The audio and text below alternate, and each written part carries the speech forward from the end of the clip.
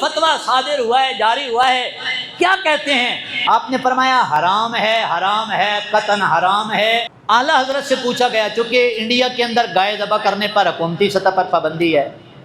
اعلیٰ حضرت کا دور تھا، تو آپ سے مسئلہ پوچھا گیا کہ ہر دور میں سرکاری مولوی ہوتے ہیں، کہ انڈیا کی گورنمنٹ نے ان مولویوں کو کہا ہے کہ قربانی آپ نے کرنی ہے، گائے کی قربانی ہمارے شریعت میں، ہمارے مذہب میں جائز نہیں ہے، تو آپ بکری کے کر لو،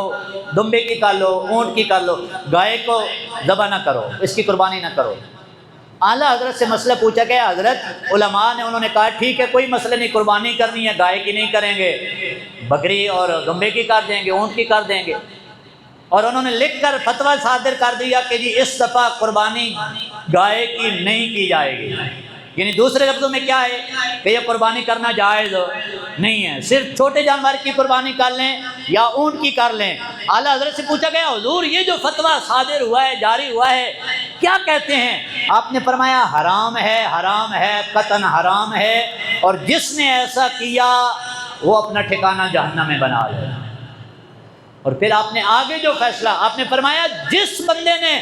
جس جانور کو رب نے حلال کرا دیا، رسول اللہ کی شریعت نے حلال کرا دیا، اگر کوئی بندہ اپنے پاس سے اس کو حرام کا فتویٰ دیتا ہے،